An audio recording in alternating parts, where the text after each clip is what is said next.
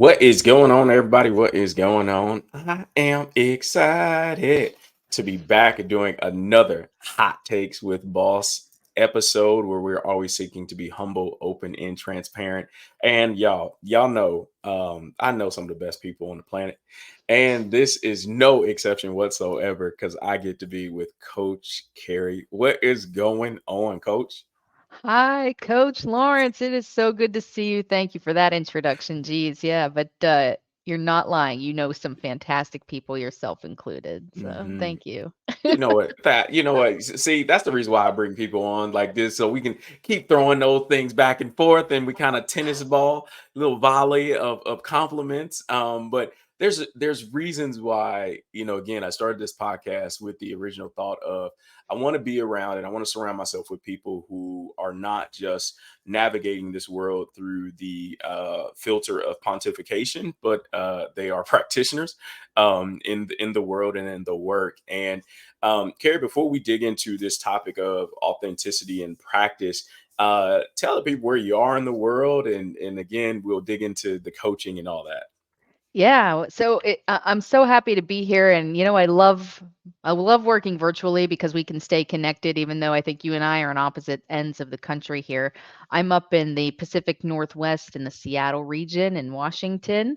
Um, the sun has finally decided to make an appearance this year. It's been great. It's still a little cold, but yeah. So I've been hanging out up in Seattle here for a couple of years now.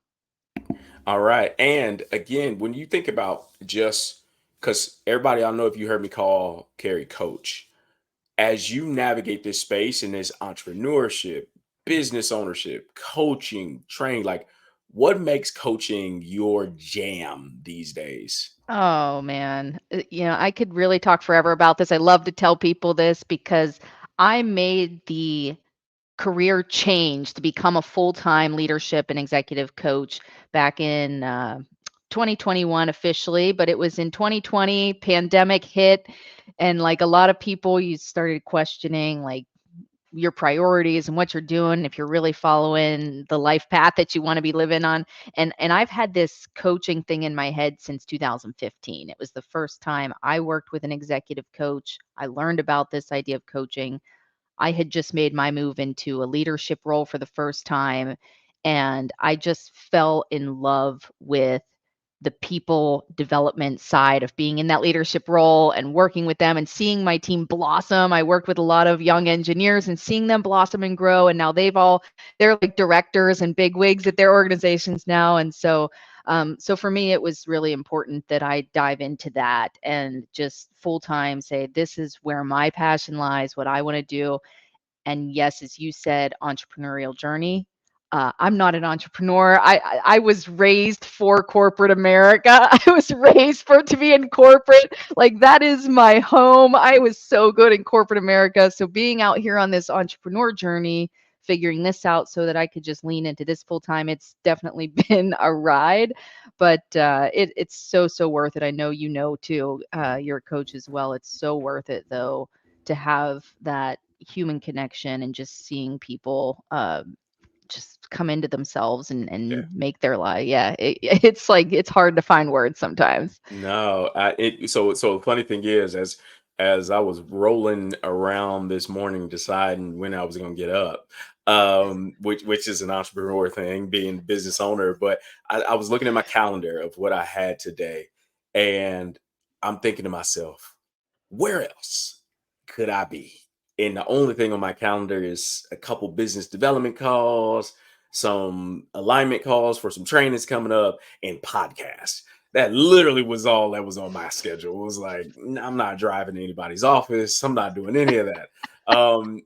But there's a reason why. And I love as you begin to allude to it, like thinking about who we are as business owners. And again, the art and science of becoming a practitioner business owner. There's a bit of authenticity to approaching the work. And before we dig into this topic, right, authenticity is tossed around like psychological safety and leadership and all the rest of these things. Mhm. Everybody has a t-shirt for it. Everybody got some cute saying about it. But for you, coach, what does authenticity mean? Oh man, you know. And you said it's a hot topic, but it's also a pretty sensitive topic because we all know that like not everyone, you can't just say show up and be authentically yourself at work. It's not always a safe for people to do that. So really there are layers to being authentic and authenticity. But for me, it's about I tell people this all the time. I say what I mean what I say, and I am one of the most consistent people you're going to meet.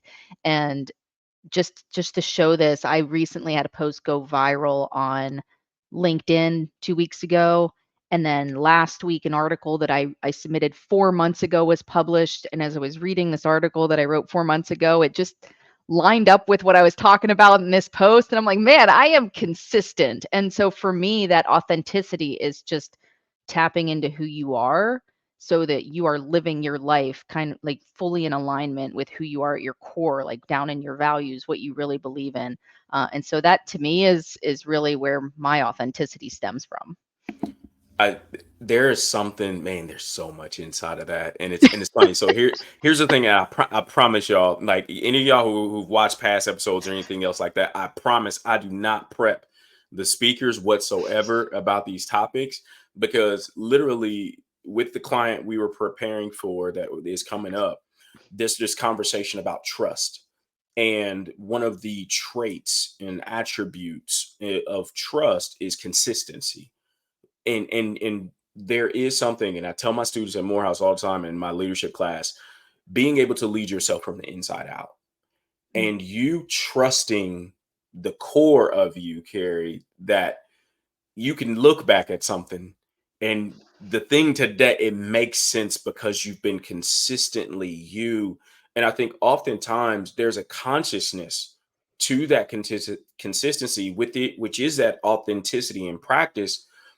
But for those listening, and those who are on this journey of trying to make that thing a reality, because they are throwing out the cute stuff like we want people to bring your whole selves to work, but organizations haven't been consistent with that actually being a reality that somebody Mhm. experiences. How did you take ownership of that consistency, and kind of the backstory when you were like, enough's enough, I'm going to be this consistent person for me before anybody else? Oh, that's such a good question is how do you really follow through with that knowing that organizations aren't being consistent? I'm going to tell you, Lawrence, and anybody listening, it's not an easy journey. And being the first one to speak up, being the one who puts yourself on the front line. I talk quite a bit about the way that especially in diversity, equity, inclusion spaces, change leaders, you put yourself on the front line, and you because you say, I'm strong enough, I can take it, I'm confident in who I am, I know I can. But that doesn't make it easy. And so like you've got to be willing to, but also understanding what your own limitations are because we don't have to sacrifice ourselves. So for me, I just say it's more important to me to be authentic in this way um, than to not say something. So it's really just a balancing act, Lawrence. I know that sounds a little bit like what did she just say, but for me, it was more important to show up authentically and be myself and to show others that they can be themselves in a certain way because that's ultimately why I wanted to become a coach was to change the way that leadership in corporate America looks and the so that we can get people in higher levels of higher positions in these companies who say what they mean and mean what they say, who are going to be consistent, who aren't just going to talk the talk, but they're going to walk the walk. And so for me, if I'm going to help other people do it, then I've got to be willing to do it myself. So I can't just say, hey, show up authentically to work if I'm not doing it. Yeah. There's so much grounding to what and how you just stated what you stated, and again, that knowing when to kind of raise the flag on particular these hot button topics, or how you Mhm. feel strongly about these different things, and understanding the spaces we find ourselves in. Because there's this one thing, like, I don't see myself, right, as a black man veteran in the United States of America who is trying to break through, government contracting, project, like whatever, all these things. I often don't see myself. However, comma, the thing I've been able to navigate is, what does me in excellence look like? It's a core Mhm. value. Excellence as a core value, and showing up Mhm. unequivocally me, and having that definition. And I think oftentimes we're trying to apply somebody else's definition to Mm. that. And so we end up grasping at straws, or we end up trying to, throw spitballs at a wall and see what sticks. And that's the inauthentic engagement that ends up happening. And be like, oh man, it worked over there. Why doesn't it work here? And Mhm. so what you just said is understanding that read the room is a real thing when it Mhm. comes to authenticity, and knowing if the space is actually even ready for the whole truth and nothing but the truth. It's not saying don't speak the truth. It's just knowing and understanding that the space not be able to contain all that you're prepared to share. And you got to be willing and able to identify what those spaces look like. And so for you, without getting frustrated, coach, how have you been able to ascertain when to use your voice, and when you know what, this is not the time for that? How have you navigated that? Yeah, that's such a good, oh my gosh. So I think really it just comes down to, actually it's never that simple, is it? So as a coach, it's interesting because if my end goal is to create change, lasting change in an organization, then I know that that doesn't just happen overnight. And I know that I can't just speak up and say, you guys are dumb, you're being assholes, whatever. And like you need to change instantly. So, as a coach, it's an interesting position because you might hear something. Whereas if I was an employee there, I'd stand up and say, that's not okay. This is my boundary. I don't want to hear that. Whereas as a coach, it's a little bit more like, okay, I'm here to educate. I'm here to help in this manner. And so then it becomes I have my own boundaries. Hey, I don't want to hear that kind of language just for me personally, but from a coaching perspective to help them through that conversation understand. It gets really like interesting, but I think that was the biggest lesson for me in this past year is we've got to speak up on our boundaries. Um, we've got to speak up when we think something's not okay, but understanding the manner in which we're saying it. Am I doing it just to say, "Hey, this is my boundary. I don't want to hear you say that kind of stuff. Don't talk like that around me." Or is it I'm ready to educate you, like let me explain to you why this thing is so problematic. Like it's really just a matter of understanding what your end goal is in that scenario. But for me, again, my thing is I'm going to speak up. and that's and that's what my post was about. That's what my article was about is I said I'm going to be the person who's going to be the first one to speak up and show others, hey, we don't have to put up with this anymore. We can Mhm. make things different. I'm going to speak up. It's just a matter of what does speaking up look like in that There it is. situation. Yeah, man, coach, thank you for that, because the, there is something, and again, on the social media, right, in the age of the fear of, should I share this, should I not share this, is, but the grounding of you knowing in this message is the truth. And in being an approach, having that coach approach, and again, it's the ABCs of it, always be coaching, is posturing yourself with that curiosity.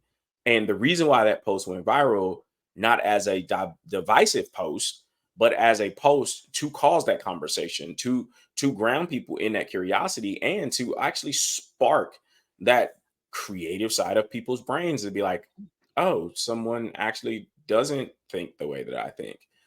That's a thing. And so for us, it's posturing with that curiosity, and again, in that authenticity. I think the one thing that you were describing there in that is, particularly as you build a relationship with a client, is the one thing we say in coaching is you trying to remove judgment from that space. Because again, the coaching space is such an intimate space where we're inviting another person who we're building rapport with to share.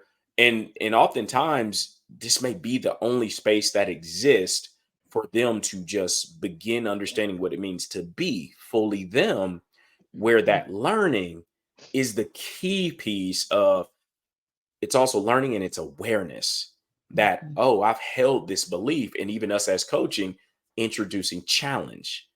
to Mhm. that belief and all the Mhm. rest of those things. And so if you think about it relationally, you know, communicating with another person that you don't agree with, how do you communicate authentically without causing unintended harm or offense? Mhm.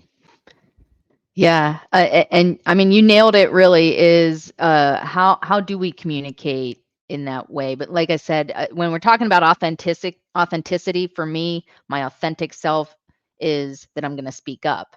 That doesn't mean that I'm gonna like with my friends, I might say it a little bit more directly and be like, and sometimes I'll even say to my friends, "Hey, can I be like not politically correct here? I'm gonna say some things, I'm going to be offensive. I'm going to whatever because I'm frustrated and I need to get it out." And I think we all need those spaces for us to, because we're all learning and like it's not good for us to just hold back either. And especially in the coaching space, um, we learn quite a lot about bias and our own bias in situations, and it is for us as a coach to remove that judgment. As you said, we are there to create that space for people to say or do whatever they're going to do, without that judgment. And so that really falls on us to understand I'm not there to tell anyone what to do. I'm not there to shame anyone, scold anyone. I am simply there to, as you said, ask the question,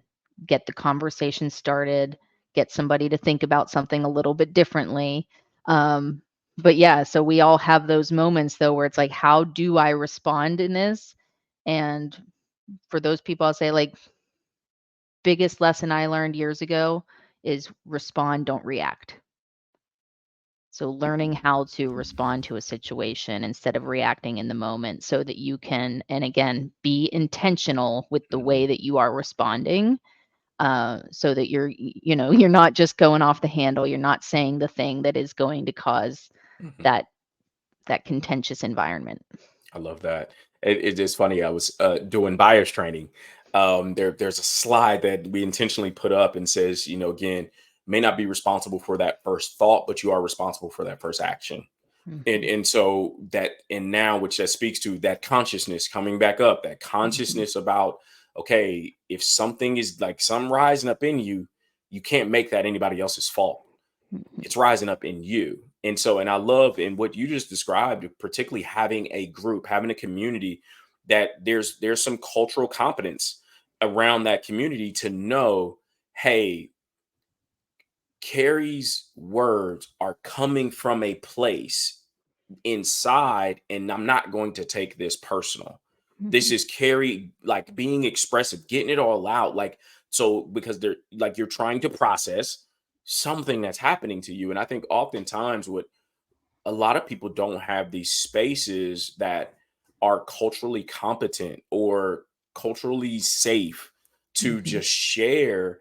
And again, but everybody's like, oh, you don't have a friend that you can be totally honest with? Like, no, I don't feel like it. They haven't shown me that they're Right, actually that they have the capacity for me to be fully honest and right. open and blunt and throw out a superlative every now and again when I don't feel a certain type of way. And so when you think about the workplace, right? Because a lot of times this is where the contention happens. And if we really truly want people, because I see it in my students every time I teach, like these environments, like they want them to be open to them being fully like, and again, oftentimes they don't learn how to like not tell you everything. It's just like everything's on the line, and I feel like you need to know it all. And I'm Mhm. like, TMI. Like like that what somewhere along the line, TMI did not get quantified for generations of new employee. And so when you think about how do you train up a group of leaders to begin understanding how to hold the container of authenticity for themselves and others? Oh, ho where to begin, Lawrence? Where to begin? So I'm gonna give the generic answer first, and then I'll give an example. But generically, you have to meet people where they are. You have to understand where are this group of leaders, where are they? Because if they're at A, I can't jump in here at Y hoping to get them to Z and skip everything in the middle there. So you got to see, okay, where are they? But I find that, a lot of times, first step with me is just bringing awareness that people are so different in so many ways. And, that's where I like to do assessments and personality tests, things that are just for fun, just to show people that look how different you all are, but also you've got some similarities in here. But something simple like communication styles, like it's not people get, I think, really hung up on tone and the way that you said something. And I personally, I'm a super direct communicator. I know that when I was in leadership, I'd like walk around and just hand out assignments. Hey, I've got this for you. It's due on Friday. Let me know if you have any questions. And some people would get really upset by that because I wasn't stopping to like check in on them or see how their day was going, wasn't having a conversation.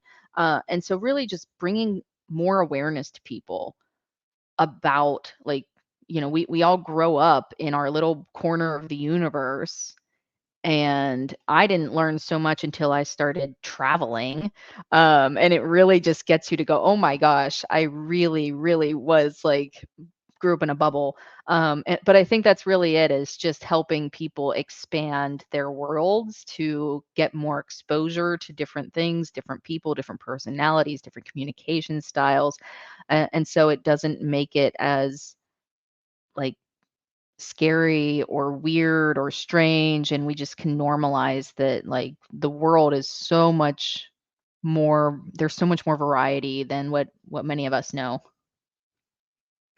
You took us somewhere on that one, because what you are describing is the future of leadership and engagement, and it is being able to create these environments that are supporting the iterations of us, and again, but that personality style, and it's the simplest things, and just how you process information, like Mhm. what you were describing as an example. As a leader said, hey, a task needs to be done, that's where your head is. But for the person experiencing that, you're filtering, carry through the filter of your preference, instead of actually being present for what's actually being said. And so Mhm. now, as a leader, I'm Carrie. Hey, I gave you that task on Friday, and here it is the next Friday. Why isn't it done? And I come to find out you've been thinking about and telling people that I'm an unkind person because of the way I gave you an assignment because I didn't ask you about your week. Like that's what we talking about. But and now in my mind, I'm fully judging you at this point. I'm judging you as lazy, as petty, as all these other. But if you get us in a room together and be like, oh, why does your brain go there first? Yeah. And again, it's funny. I know you've taken strength finders before, and we got a couple of strength coaches on the team, and they always crack up when they see my 34. I got my 34, and empathy is last. However, what's up in my top five: maximizer and individualization. And how I use those two strengths, I individually check on people. And my Mm, maximizer desires to see everyone operate in excellence. And so because I front load, me and Carrie are meeting one on one. I'm believing you are telling me the truth about mm. what you need, how you need it, and all the rest of those things, and I'll meet that need. But then when you be like, Lawrence, you didn't tell me happy birthday, and I'm like, well, when was your birthday? It was the other day. I was like, was that a part of our debrief that your birthday was coming? Like, how was I supposed to know that it's your birthday? And now I'm all messed up. Like, and now I'm like, Right. is the stuff done or not? Like, and you're like, but it's my birthday though. Like, and I'm like, right. And so the miscommunications and all that, and like, I'm Miscommunication. being authentic, God dog it. Like you to get the job done. But I like how you talked about, like, we need that education. We need that Yeah. matching to put people in these spaces. Like me and you laughing right now. Like we need to be in learning spaces with each other for us to have it out there. So when we Yes. get out there, we're able to now engage it because now I see the humanity in you. Mhm. And to me, that's authenticity 100% in practice, is that we practice at seeing each other as the squishy, fallible beings that we are, trying to figure this stuff out together. And so, Yeah. Kari, as again, I mean, we could talk about this all day long. We can. And so, if there are one or two things that you want to leave people with, what are those? And then tell people how they can get in contact with you. Oh man. Yeah, I could go on forever. You're like kicking me off here. I'm like, oh, we need to talk about this some more. Like, let's get into it. Let's compare our strengths, like how my strengths have changed over the years. Um, but Love it. yeah, I think though for me, if the takeaway when it comes to being authentic, again, it's not just show up and be your authentic self, but I think there's really got to be an understanding of who the heck you are. What are your immovables? I created a list of like 125 ways to connect with myself because like I went through this journey when I was saying, how did I get here in my life and how do I want to move forward? And there's some things that are just okay, that's cool, whatever. But I think really values, what are your values? What are your points that you're not going to back away from? And how does that shape the person that you are and the way that you're going to show up and the impact that you're going to have on this world? Cuz for me it's I want to again demonstrate to people. I want to be that portrayal for them Hmm. of look at this person who's out here living her life, who's encouraging others, who's being supportive, who's showing up authentically, who can still be kind but have boundaries. Like I want to be an example for people so that they don't feel so alone, so that it might spark something in them because I truly believe that you never know who you're gonna impact. I love to believe that idea that there's a stranger out there in the world who had the briefest interaction with you one time that you might not even know about, but you changed their life forever. And so that's the way that I live my life is if I have the briefest interaction with somebody, what kind of impact is that going to have on them? Mm. Man, man, Coach, how can people find you? Because they need you in their lives. Well, I tried to make it simple for folks. So I am Kari Z Coaching anywhere you need me. I've got karizcoaching.com. If you want to check out my website, I do leadership development coaching. I've got some fun ways. I love to have fun with my leadership Mm. training. So great ways there. Um, and if you're on social media, Kari Z on LinkedIn, that's where I'm most active. I am also on TikTok. I've got like 5,000 followers on TikTok, which is pretty cool. No, that's so Yeah. dope. At Kari Z Coaching. So just whichever platform is your preference. But if you want to work with me, you can go to my website or super simple, Kari at karizcoaching.com for email. Nice and easy. And boss, you're not going to believe this. My phone number spells out.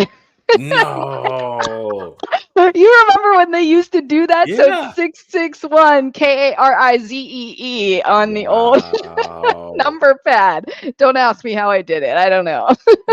That's so dope.